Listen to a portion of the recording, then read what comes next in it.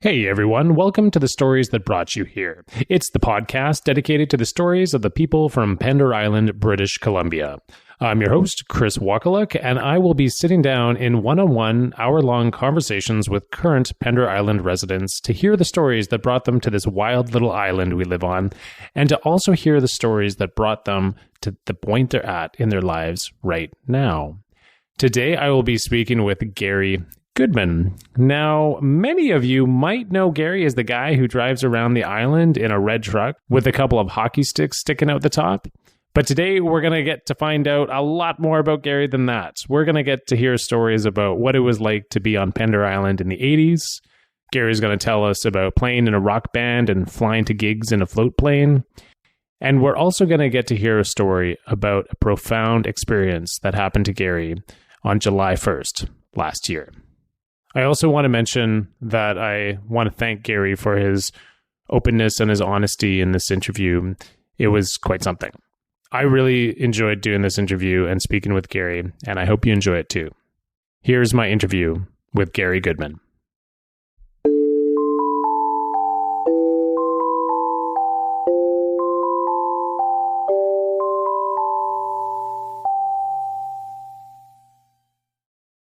Hey, welcome, Gary. Thanks, Chris. You know, I like to talk.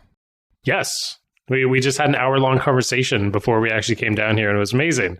Yeah. How are you doing right now? Well, I'm doing well, and I'm enjoying being with the opportunity to be here because it's one of the things that I get very rarely asked about was when I do my public functions, people ask me, you know, why do you bartend and that sort of thing, and what brought you here?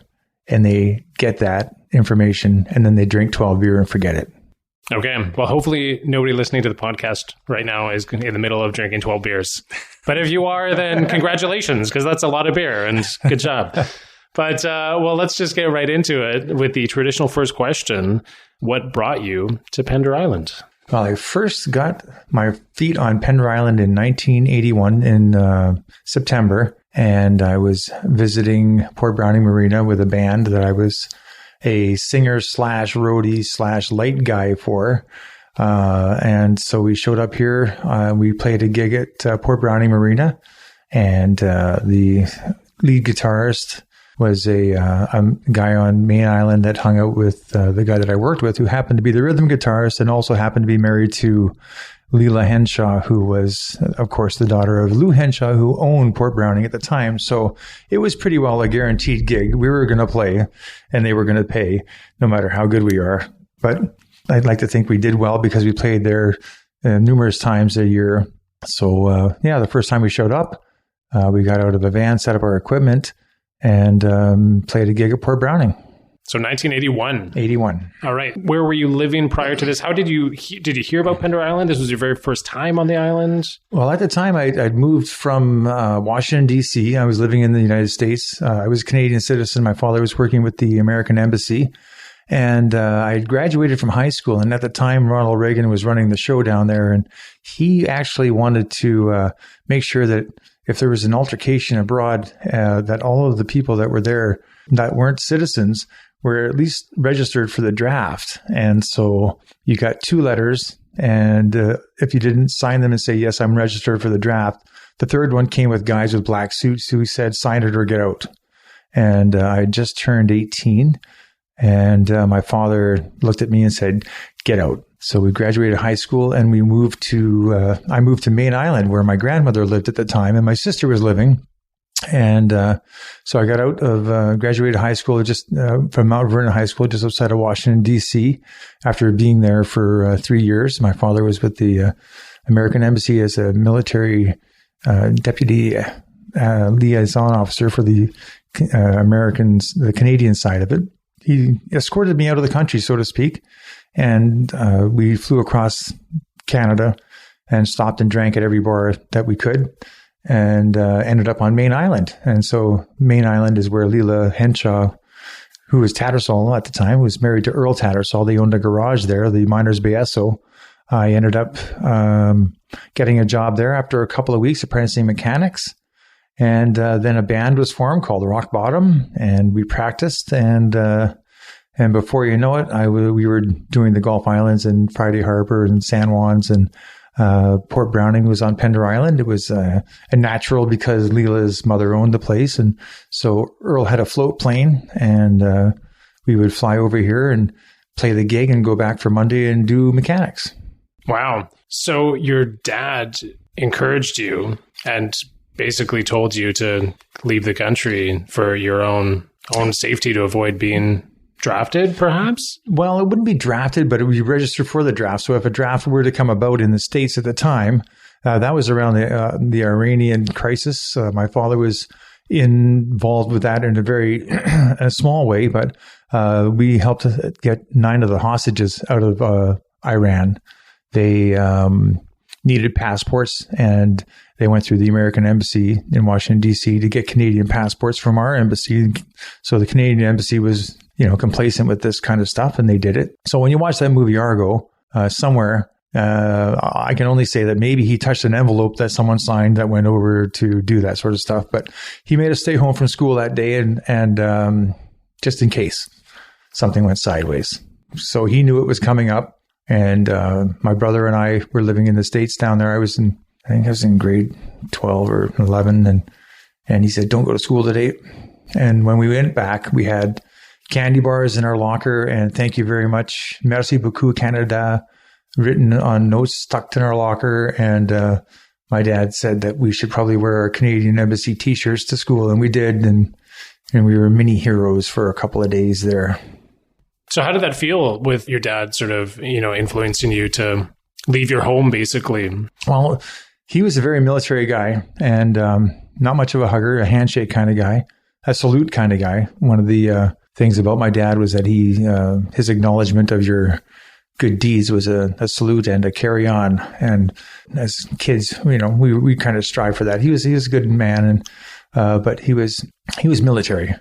And I was not. I was a long-haired pot smoker who drank too much already. By the time I was 14, 15, 16, I was out of control, living at a friend's place in the basement, coming home on the weekends, and just finishing high school for the fun of it and to make him happy. And so he couldn't wait to get me out of the country before, I'd already had a drinking and driving. So it was not, I wasn't the ideal candidate to be living in a foreign country. And he waited 30 years before he told me we had diplomatic immunity, that I could have done anything I wanted. And but luckily he was smart. He didn't tell me that. So he said that, you can sign up and go fight for the Americans. And I had long hair. I said, I'm not going anywhere. And I'm not doing anything of the sort. So we made the decision. I graduated on June 11th, and we were out of the country by the 15th. Ironically, my brother, he was 1 year behind me in school. He's a year and a half younger. And that very next year, Ronald Reagan changed the policy where you didn't have to do that anymore. And he stayed in the States for the rest of his life. He just moved out of there, went to the Philippines now. But that's the difference. That threat of being possibly registered for the draft and possibly being drafted made me move out of the States, where my brother didn't have that threat, and he chose to stay. What is your father's name? He is Major John Glenn Goodman, and he passed a few years back, but easily still one of the biggest influences on my life and how I live it. Okay, great. Well, let's fast forward to 1981, or go back to 1981, where you said that you landed on Main Island at your grandmother's house. Well, these are years that not only do I not remember very well, I'm not very proud of them either, but we all have a history. And I was 20, 21, 22, I think, at that point, 19, 20, 21, something like that. And I got there with all the great intentions of doing good things, but Main Island is a little bit like Pender. It was such freedom after living in the city and going to a high school with 3,200 people in it and a graduating class of 1,400 to an island of 700. It was like, that's a big difference. And I felt this freedom. And I used it. I stayed out late, and I smashed up cars and ditches, and there was no cops. And that was just amazing for me that there was no police. So I wasn't bad. I just didn't follow all the rules. And so I lived in my grandmother's trailer for a couple of months, and then she was done with that pretty quick. and my sister, who her and I didn't have really a super relationship at the time. She was living there also. And I alienated myself from her too with my cavorting about and whatnot. I was having fun. I didn't hurt anybody. I just like to have fun. And sometimes I didn't hold people's best interest in regard. So needless to say, after 3 years, and I almost finished my apprenticeship, I had been to Pender Island many times, but don't remember many of those. Again, like I say, it was, the way to keep me sober in those days was to promise to let me fly the float plane. And so that's what I did, is I stayed sober to go to gigs if they let me at least fly the plane part of the way. And so that I would go to Pender Island and play a couple of gigs, 3 or 4 gigs a year. And then a bunch of gigs on main islands. But that's basically started off on main island after high school. And then in 83, they basically, they kicked me off the island. They said, leave, walk before we make you run. So I did. Went to college in Ottawa for 3 years. And back where my parents were living, didn't last a month with them in their basement. Got into even more trouble with booze and drugs and whatnot. But I had fun. I thought it was fun at the time.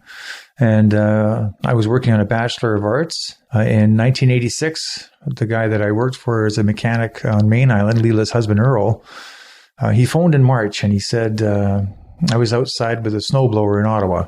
They hollered down to me, hey, there's a phone call for you. So I got to the phone and it was Earl. And he says, hey, we got a job. We're putting an addition on the bar. We got a place for you to stay. And it's really great. And after a couple of minutes, he says, I got to go. I left the lawnmower running.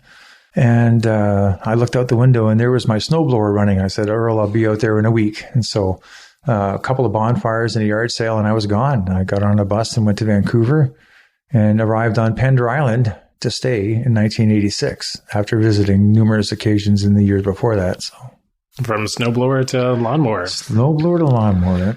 Right on. Well, for a lot of people listening, I would imagine that they had not seen Pender in the 80s, and I certainly haven't. So can you maybe speak a little bit to what life was like on Pender Island in the 80s compared to what it is like now? My recollection of it at the time was that you could do anything. I drove around with a temporary license plate on my car for a year that was a 3-day permit.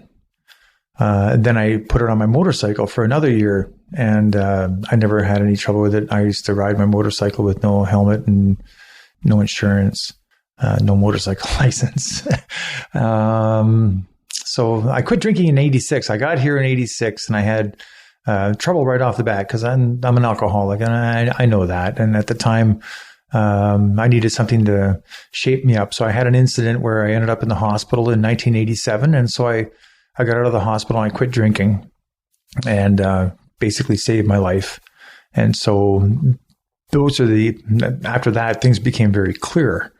In 86, don't remember much of it. I know I went to Expo 86 for a week or so, and I worked at the bar on the docks collecting moorage, and it was a great life. It was very easy. It was cut off shorts and tank tops and sunshine and fun and party, and yeah, it was a lot of fun in the 80s. They had a couple of constables on the island. They all knew my name, and I knew theirs, and I knew when they went to sleep. And so that was the kind of thing you could switch vehicles if you went by the cop's house at Wednesday at 9:00 and made sure the car was in the driveway. Then you could swap vehicles and move them from anywhere on the island you wanted to. And so that was the kind of thing. It wasn't a lawlessness. It was just a freer society, I'll say. It's something like back then I took a serving at right course my first year of bartending in 1987, and they asked you, for the questions to get your license to serve people alcohol. They asked you how many beer is enough. And I'm like 14 and 18, and they're like, no. I go, well, you don't live on Pender Island, man, because that's about what it really was at the time. And are you talking about from 4 p.m. until midnight? Because that is actually probably a good gauge. And so, it was a little easier back then. I'm not going to say it was, like I say, it wasn't lawless, but it was carefree. And there's a lot of people here that were here for that. And I think that all agree it was an easier time back then. What's kept you on the island for all this time? Oh, I'd say forgiveness. People that I know now there's only a handful that knew me when I drank.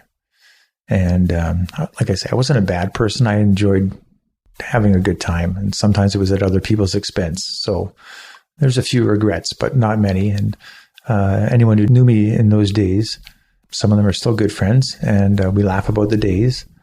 And so I would say that's adaptability of the people in the island. What I love about this island is that if you're a good person at heart and you care, you can live here forever. But if you lack those qualities and there's a meanness to you, somehow, somewhere, you just become non-existent and you move on. And I watched it for years, bartending at Port Browning Marina. You'd watch employees come and go, and you could see the ones that were going to stay because they truly love the island for what it is, for the beauty of it, and then the beauty of the people. There's a lot of people on this island that I really care about, and some of them know it, some of them don't. But there's an underlying feeling of people helping people here that would you just go to any fundraiser, go to the community hall, and just there's so much of a real tight community. And I lived on Main Island for 3 years, and they have a great community there too. But it's not the same. And I always I had a difficulty for years trying to put my finger on it, but it's the general love of everybody that when you run into someone and they need help, even if you don't know their last name, you can feel that they need help and they'll help you or you'll help them. It's interesting. I've had a number of people mention in the podcast already with previous episodes, interviews that I've done. Help is a huge thing on this island, that people receive a lot of help. That's kind of interesting. I don't necessarily think that's in particular unique to Pender Island, but I've really been touched and impressed with how much that has been spoken to by people. You know, when I think about why people come here, and some people come here to fix themselves, and other people come to find themselves, and some people come here to help other people do those things. And every once in a while, you run into someone who is here and they have great joy in going out of their way to help someone else. And they will take the time to do that. And later they will point to someone else that you know and say, that person there was like this, but now they're like this because someone cared for them. Now they're caring for someone else. And it's almost like a pass it on kind of deal, you know? When I showed up here in 86, even though I was an alcoholic and I didn't really register as that, I knew I had issues. I knew I had drug and alcohol problems. And I came here to party, truly. I did. I came here because it was a safe place. I had a good job. I had a job and a place to stay. And when I hit that wall in 1987, people came out to show themselves to me. And some of them would offer me a drink 2 days after I was definitely not going to drink again. 3 months later, they would offer me a drink. And I took it all in stride because I was the kind of person that would quit drinking and then 3 months later start drinking again. So I was a good quitter. I quit many times. And but this time when it stuck was because it was a big difference in the events that came up to the very last time drinking binge I had. But the people that came to me and offered me support, many, many people. And I think they could feel that I was there to do just that, to get better. And so I didn't come here to get better, but I needed, once I did make that decision, the people that helped me, I got to say that if it wasn't for Leela Tattersall, I don't think I would be here now. She got me here the first time I was here with her husband and the band. And then as a bartender, she allowed me on my first year anniversary of not drinking to be a bartender at Port Browning Marina. And her mother, Lou, they were kind and generous to me. And it took me in at Christmas when no one else would. And I think they know this, but sometimes I'm not sure. But they are truly a part of my family. Leela has been so good to me. And we don't talk a lot anymore these days. But when we do, it's a genuine talk of sincerity and love and care. And we hug it out and we remember the old days, and we've gone in different directions. But she totally made this a worthy endeavor for me to be here, that she opened doors to changing people's minds about who I was and trusting me where no one else would.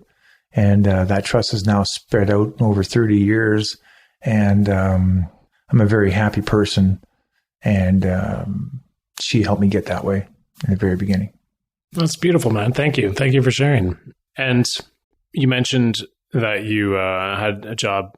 Actually, sorry, first off, I just want to say thank you for being so open and forthright about talking about your past. And thank you for that. That's most appreciated. And also, you know, you mentioned that you worked as a bartender at Browning, and also people will see you on the island bartending around the island. And I've sort of seen you in that position as somebody who does that out of caring, that there's a lot of care that you provide in that role as somebody who's been sober for 30 years.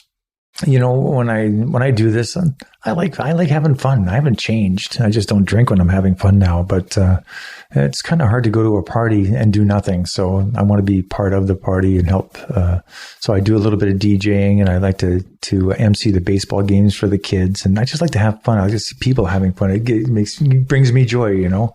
And so bartending over the 14 years or so, off and on, that I did it at Port Browning. I can't do it behind a bar like now every day, because it's a very telling place to be. But when there's weddings and when there's fundraisers, that sort of thing, I go there because alcohol is not the star of the party. It's just an embellishment of it. It's a little bit of a condiment on the side of the main dish, which would be, you know, the wedding and the fun from that. But when I do bartend, I don't like to see people getting super drunk, and I see things.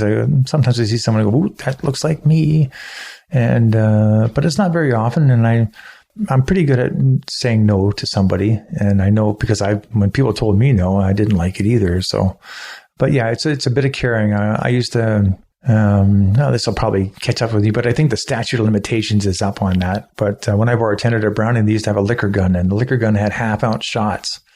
And anyone who was drinking doubles, when they come up for the third double, I say, "Let me buy you half of that. Let me buy the second shot."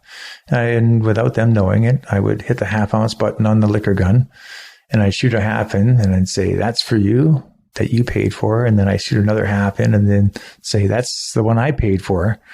And they would still honestly only pay for the single shot. And they got the single shot. Yes, my tip went up slightly. But I just like to think that instead of drinking 14 ounces of booze that night, they drank 10. And it's not a big difference, but it's kind of like, do they need it? And if they don't notice it, they still have fun. I don't feel like I'm cheating anybody.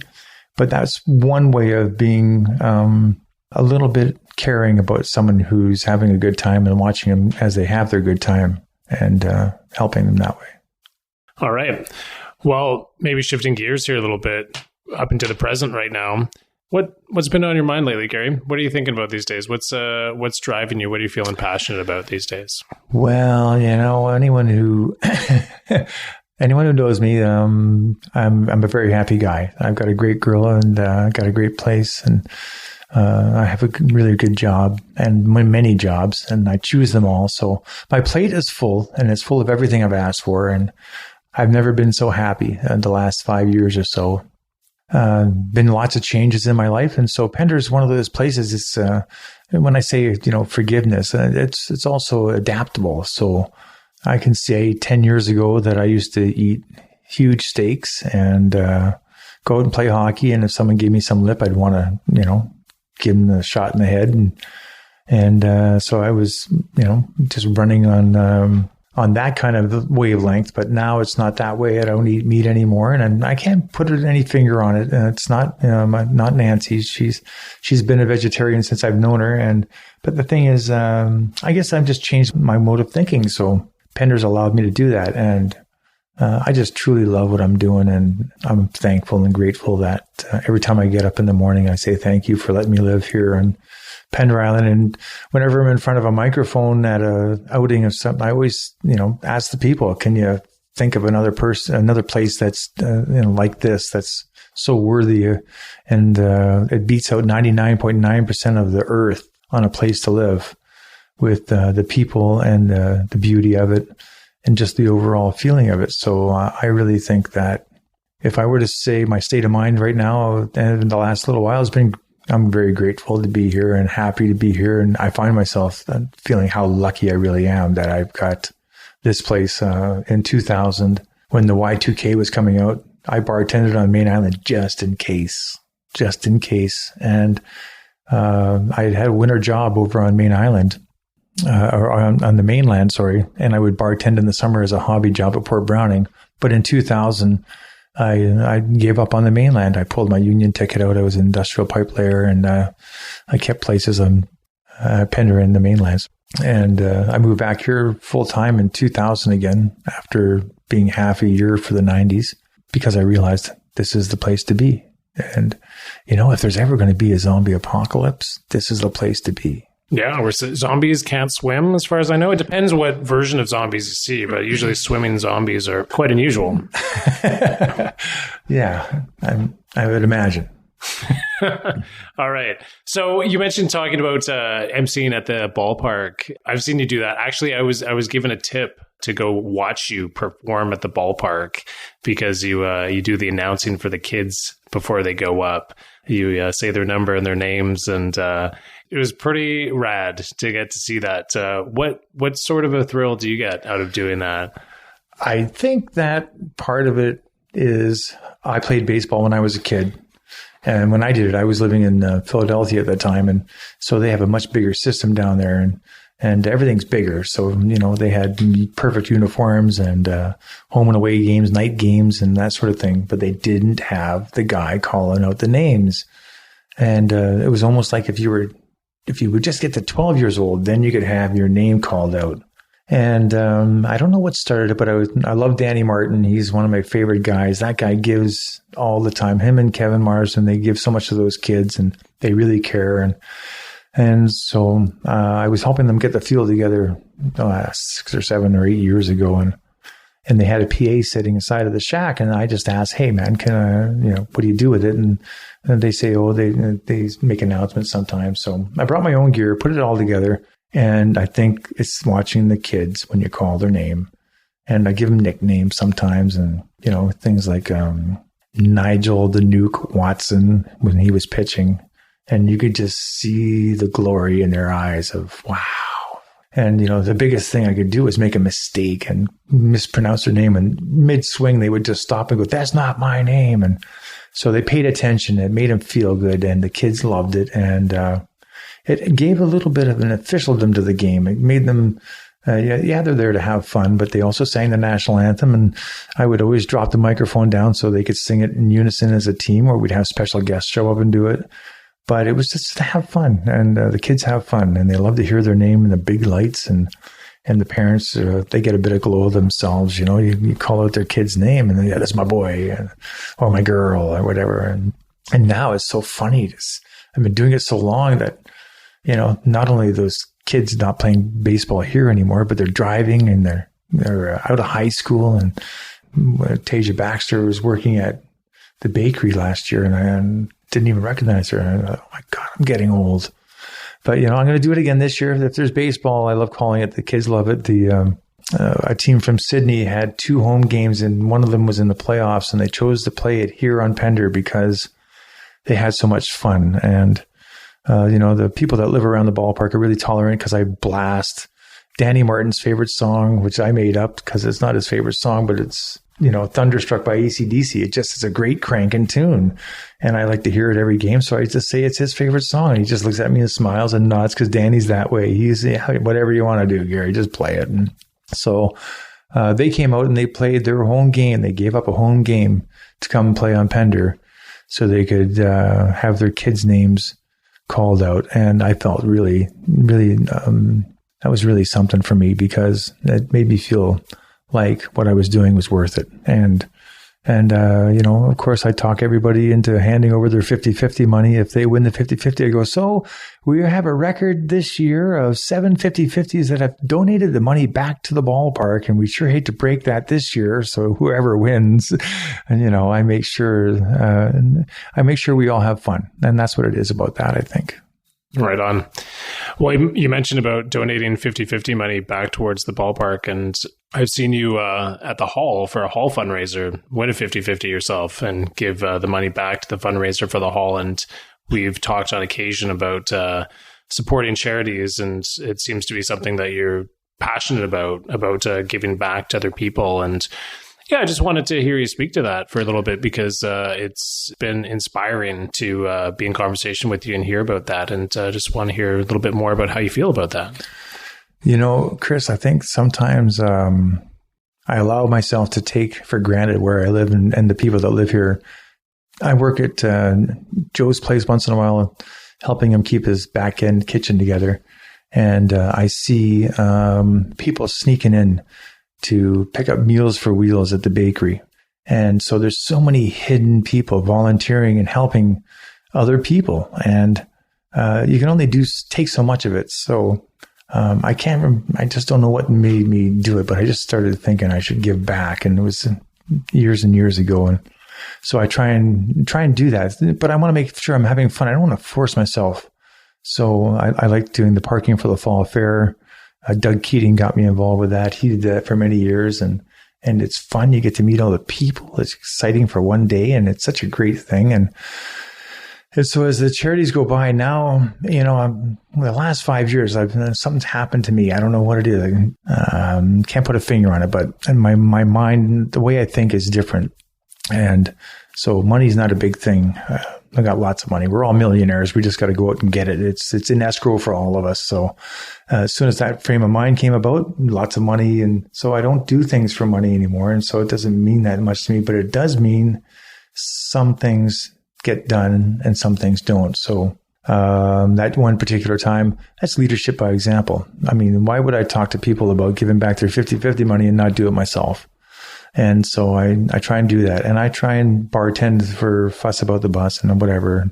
I get lots of calls for it. I very rarely say no, because there's always something worthy. I just did the Zoo Islander, and I was talking with Angie Bones, and she did such a great job. Worked so hard to get all this stuff organized up, and a lot of work involved, a lot of volunteers there. And I tried to get my favorite charity now, which is Charity Water. And you can find it on YouTube. There's a video for it. It's charitywater.org, I believe. And they give 100% of the donations to the effort for clean water for kids in Africa. And I know there's water in Canada that needs to be found for Indigenous peoples too. But no, I watched this video in particular. My girlfriend Nancy picked it up for me, and I watched it. And so I've changed my charitable donations over from the British Columbia Cancer Research R&D division last couple of years because of Brian Nord. He was a great guy that I love very much. And so I was donating my Robbie Burns bartending money towards that cause. And this year I just switched over to this Water for Charity cause. So now I make sure that a portion of my tips, I volunteer for the charity at hand, but the money that I get to make a difference.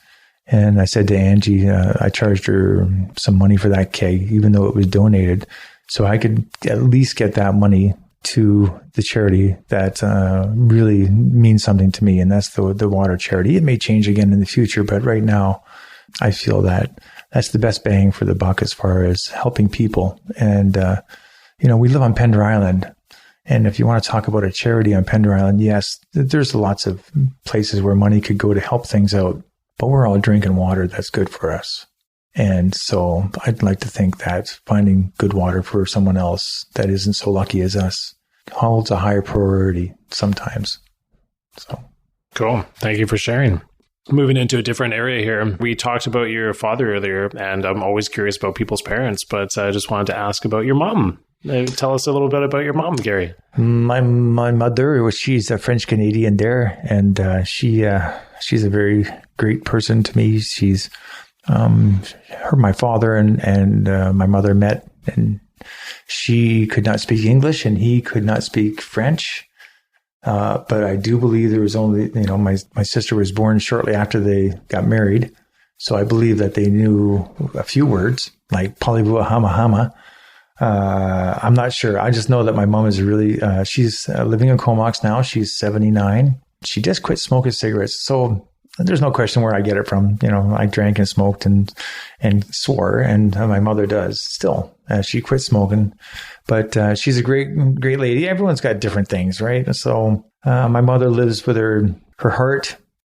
So we talk every week, and I love her, and I always say to her that if she gets where she wants to move down here into an assisted living place, that'd be great, but she is not moving into my house. I guess some people can live with their mothers and some people can't. My sister and I personally have a 55-hour limit, and then we have to get out of Dodge. So she's a great woman. I love her, but I love her for 55 hours at a time. Why 50? Why for 55 hours? It used to be 72. We discovered that was too long. So we all grew up in different time frames, and when I lived in the States, we can pretend if we want, but in Virginia in the 80s, there was racism, and it's we're so politically correct now. I know 6,000 jokes, and I can only tell 7 of them to Nancy, who does not put up with any guff. She won't have any derogatory statements about any other race or gender or anything else. I can't. Everything's got to be 100% clean. And so all the jokes that I ever heard that to somebody, even myself, sometimes were funny. They're really not. And as I get older, I'm starting to get that. And my mother has not gotten that yet. And so whether she ever does get out of that situation or not, but my sister and I make efforts to curb her language and her lack of editor, shall we say. And it works because she wants to spend time with us as she gets older. She's a very caring person, but she's hidden underneath a callous bit of thorns there sometimes with her vocabulary. Being French, she thinks it's okay to say, excuse my French, and I go, no, we're not going to do that because that's not French. So. It's interesting. They're interesting times that we're living in because it feels as if political correctness is a constantly shifting ground that we're standing on. And that I think we all have to decide for ourselves what we believe is appropriate and what should be spoken and what shouldn't be. But I sometimes feel with people from a different generation, it must be really difficult to have lived your life expressing yourself in a certain way and expressing humor in a certain way. And then quite rapidly that gets altered. And then everybody's telling you can't do that anymore. I think that would be a pretty difficult place to be in. I agree. And I think that there's not just older generations. There's generations equal to mine. Okay, maybe that is older generation now. There's certain pockets of people, and it's not, you can't say they're bad. They're great people, actually, but they think some things that are funny. I go through with Nancy's an excellent gauge of political correctness. Because I had an experience on July 1st this year. The Legion asked me to be a guest speaker. So I wrote a little speech. I was honored. I truly was. I was honored. I got up in front of the driftwood in there, and I went through this thing, and I worked it. I really worked on that speech. I worked to be objective and lighthearted and funny and expound the wonders of my country, of pride and of it was entitled The C Word, and it was about compassion and caring and compelling and challenging and all the great things that a country should be to somebody. And I really felt good about that. But I had been asked by Paul Petrie at the same time on the same day, later in the day. So I gave that speech at about 11:30 or noon. And then I went and set my PA equipment up at the school for a reconciliation project that he had going, where they had a salmon bake in the ground with the indigenous people and great ceremonies. And there was one of the ceremonies that was there was the blanket ceremony. I'd never heard of it before. I honestly, I was astounded by the things that I felt and learned that day. They asked me to be part of that blanket ceremony. And anyone who's never done a blanket ceremony as a reconciliation with the indigenous people, I wholeheartedly say, you don't know your country until you've done that. Because now my views on what my country is and what we are as people have changed. And I will be forever changed by that event. I look forward to it. They're going to do it again. It's an unveiling of for me, just personally, of shame. I know what my forefathers did, even if they're not connected directly to me genetically. I know how we got to this point. And when I realized just how that happened, I was shocked and ashamed for my country and how we did this. I still to this day I still work with Paul when I can, and I volunteer when I can, and I've actually made some Indigenous ties there with entrepreneurship they've got there, buying their products, trying to get their products into some of the stores around here. It's time that, if Gord Downey has a great movie out that everyone, I think, that lives in Canada, that loves their country and loves people in general, if they watch that, they'll get an idea of how we got here, and then they'll get an idea of what we can do to make things better for everybody. Would you be willing to describe what the blanket ceremony was like? Yeah. At first, everyone brought a blanket with them, and they lay them down out on the grass, and it covers probably 100 by 150, depending on how many people are there. And it's organized. It's not just not willy-nilly. This has been thought about. The organizers of this, they had scrolls, and they had pieces of paper, different color. They had a blue and a yellow and a white. And so let's say we had 100 people out on those blankets. They were all touching, so it was a big square. And everyone starts moving around because it was described as Turtle Island. And everyone starts walking around as the readers read the story of the Indigenous people when they first started off in North America and Canada. And then at one point they would say a law that came and passed, the British North American Act, so on and so forth. Unfortunately, I don't have the details of it, but I remember being intensely listening to it at the time. And then they would ask you to stop and fold up your blankets because that's the land that was taken away from the Indigenous tribes. And then they would say, anyone with a white card, you got to go because you were infected with smallpox by blankets given to us and by so and so. And it seemed to me very factual, and chronologically they went through the history of Canada.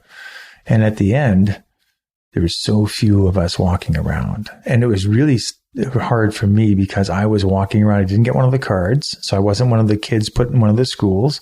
I wasn't one of the people that were diseased with smallpox, and there was a few other things, or some of the other ramifications of living the white man's life, so to speak. But at the end of it, there's so few people walking on so few blankets. At first, I kind of thought it was kind of corny. They said, we have tissue boxes for those of you that start crying. And I started crying. Couldn't believe it. I started crying. Wow. It was so real. It was so easy to see the shameful way we got to be where we're at. And I used to say shameful. For me, this is my thoughts. And I mean, not everyone can see it that way, but I never thought of it that way. I never really thought about how we got here and what we did to get here. Here being this time in our existence as Canadians in North America on this land. And, and now every time you think about an archaeological dig, how did they go? Where did they go? Why did they go? The answer's there in that blanket ceremony. And you said that was on Canada Day that happened. That was on Canada Day. And I got it was both sides of the coin that day. I came home and I was a changed person just in that area. And, I totally was not ready for it. Totally not ready for it. That's amazing. Mm-hmm. Wow. Interesting. Yeah. Well, it's a part of our very recent history, and it's obviously something that's becoming more and more at the forefront of our education and in our media as of late, and for the best, it seems like. I think that one of the great things about Pender Island is it's a microcosm of the world, of the universe, maybe, of awakening. And as we're so lucky here, we have clean water and organic fields we can grow food in, and the ferries could stop tomorrow. We'd survive. We would survive. We would. And there's so many places that aren't that lucky. That wouldn't be, it'd be a very difficult thing. They'd be survivable by fighting. Here, we could do it. We could do it living communally, and if we can take our growth here and that reconciliation project, if that was even just one seed in a field that goes on across Canada, and every province has a few seeds like that, the recognition of brotherhood that we would have with our fellow human beings, I think truly that we could make a difference that would set us apart from any other country in the world. We have compassion. And it's now being acknowledged as now we're awakening to it. I wish everybody that has a chance would just do the blanket ceremony, pay attention. It's about loving your fellow humans. It doesn't matter what color. It doesn't matter anything else. It's about being compassionate to the person next to you. And if everyone's compassionate to the person next to them, that means everyone, everywhere, all the time. And that is what I think is the beginning of this reconciliation. We're saying, look, we recognize this has happened. We want to be kinder. Right on. Excellent. Thank you for bringing that to my attention. As part of the fun of doing this podcast is to get to hear really interesting stories like that and find out about events that really touch people's lives. And thank you for sharing that. And just to touch back in with something earlier is that you knew one of the questions I was going to ask you was who's given you help along the way was the answer that you provided with Miss Tattersall. That was your answer to that question? That's right, yeah. Okay. And I gave it some thought. You gave me some heads up on this. I did, absolutely. And so, and I was talking with Nancy, and I would love to say it would be her, but, she's part of me. So that goes without saying. But no, really, I don't even know if Leela gets it. I don't even know if she knows, but she was so kind to me when I was unceremoniously asked to leave Main Island. Everyone but her was glad to see me go. And when I left, she gave me extra money and a warm jacket, put me on a bus, and I went to Ottawa. And then she was the first one to invite me back with open arms and tell people it's okay to trust this guy. When truly, if you'd have seen some of my actions, you would have found me the most unlikely candidate to trust, even though I was. But my actions did not portray that. She believed in me, and she gave me second chances when I needed them. And I think everyone deserves a second chance. And now, as I live my life, I believe in that. So, Leela is the person that has helped me the most here, I think. Fantastic. That's wonderful. Having spent all the time that you've spent on this island, I'm sure you've encountered a great story or two on Pender. Just where we've got some time left, I just want to throw it over to you to see what you have to say about interesting stories you want to share with everybody here today.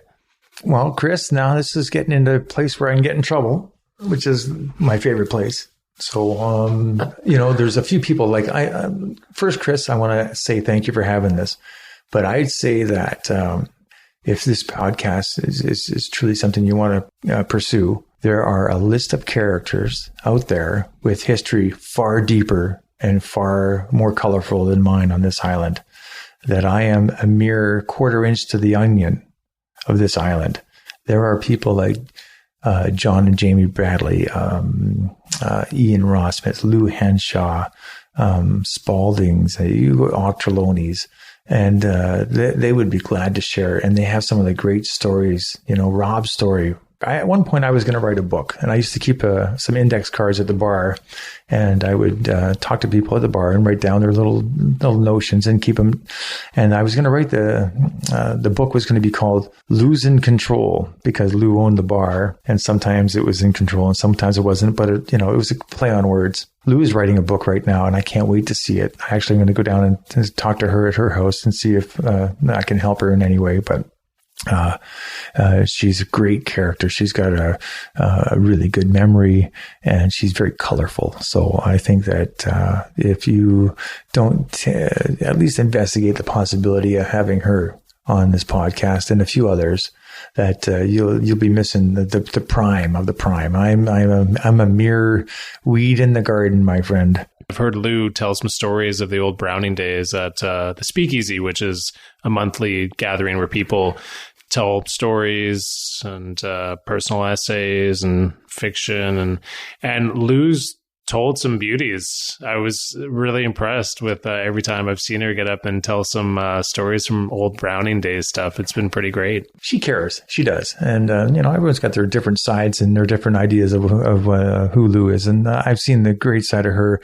When you're an employer and you have people coming and going and people living on the property, then sometimes they're by themselves, and many times she's opened the doors on Christmas Day, Thanksgiving, put out free food, free drink in her bar so that the people that had no place to go had a place to go. And they're wonderful times and the real love in the room. And that's what the Hobo Christmas was about at the oak tree, people that were like a little bit of misfits, but they would say, okay, well, let's get together and have our singular Christmas plurally over at the oak tree. And, guys like, Dan Bingham, he helped organize that. Just great fun. And so people that had no place to go have a place to go. And she facilitated that and she did it readily. She used to go and buy all the crabs off the crab boat and have a big crab feast on the table and spread the newspapers everywhere. And she wouldn't care about how much it cost. It was about was it the right thing to do. And it's not she's not always like that, but you know what? That's in her. That's there. That's the redeeming qualities that made her so loved or unloved, depending on where you're at. She had that quality to her, and she looked after people. She used to have comedy nights back in the 80s, and I used to just crack on her. Boy, I basically, I said to her, we love her as much as we hate her sometimes, and that's a lot. Yeah, the Hobo Christmas, I've never attended one because I'm always off island on Christmas time because both my wife and my family live in the Lower Mainland, but I've always seen signs up for the Hobo Christmas and talked to people about it afterwards. And it definitely, I get the feel that it's something that really has meant a lot to a lot of people over the years. It's a unifying factor at a time of year when people need that, I think. And I don't go there. I've been there a couple of times just to stop in and say hi, but from the people I meet, it makes a big difference to them. And the ability to do that. Lou's the first one who said it's okay. You can use the property and donated things to it and food and that. So yeah, I think it's a worthy thing that people have a place to go when everyone else is so happy and home and with family. And if you have no family, that at least you have an option. Right on. Well, just to touch on what you said earlier about a lot of classic Pender stories, and that's great. I hope to hear them, and I'm really looking forward to hearing the old stories of Pender, also mixed in with the new stories as well too. About I mentioned to you earlier about the person who's lived here for 6 months and what drew them to come to this island, because we're all sharing this experience together, and I'm so curious as to what it is that lures people in and keeps them so passionate about being in this place. And and you're right. And as a bartender, for years I say, "How'd you get to Pender?" And a lot of people say, "Well, when I was a kid, we used to come visit the cabin." And now, and it's almost like a little addiction. You can only visit so many times before you go, "Man, I should live here. I really should live here." There's lifestyles, and if that suits your lifestyle, then that usually happens. And, I'm no different really, because in 1968, my grandmother bought a cabin on Main Island and we used to go there. I was 5 years old. That's how I discovered the Gulf Islands, visiting my grandmother in the summertime and when we weren't living somewhere else. And so my sister moved there in 1979 from Dartmouth, Nova Scotia. She graduated and then she moved to Main Island. And so it seemed natural when I finished my high school to go visit my sister and my grandmother. I was supposed to visit there and then go to college. But that connection usually is, we had a supper cabin there. We visited a couple of times and then, and now the house is moved into the family where it's ours now. And, I mentioned to Paul Hampson, I said, "Paul, you should try this podcast thing out."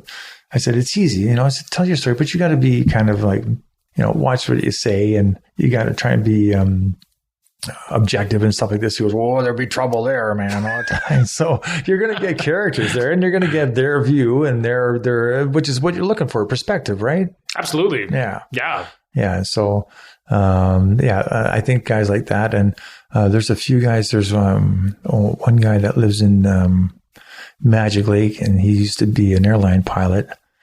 Finn is his name, and he remembers walking to Magic Lake on a dirt road. You know what I mean? Mm-hmm. Like in 1965, it was the biggest, apparently. This is what I hear. It was the biggest suburban enclave in Canada.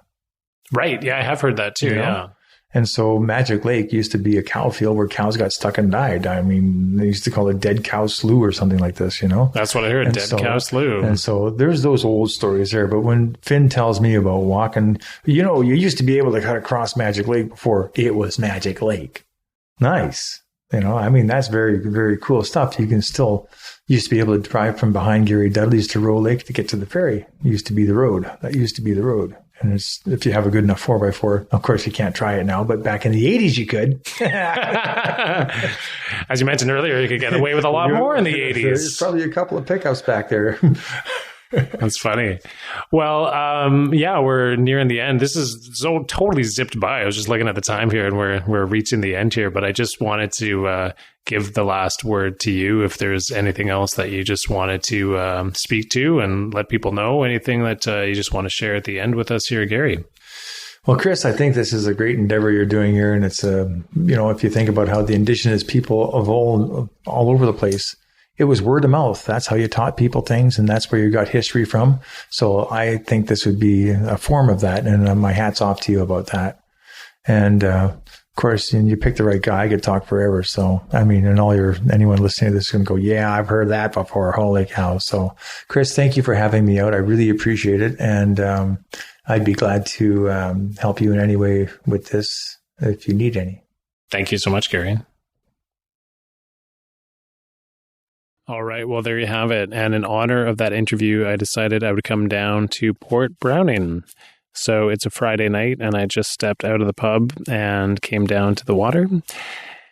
And I'm looking out at a super still, quiet evening in the early spring. It's probably about 11, 12 degrees out right now. We're standing here. I also get to see some bioluminescence. So just kicking some pebbles out onto the water here. It glows. Amazing. You can hear the frogs in the background croaking. You can hear the sound of a car driving on Razor Point Road. There are lights coming from the marina. Many boats out on the water. And Port Browning has been the scene of an amazing evening, which I'm sure we'll get into on this podcast. But on this evening, it's super quiet. There are some clouds, there are some stars, and there is me on the beach, a little bit tipsy. Anyway, thank you very much for tuning in, everybody. Until next time.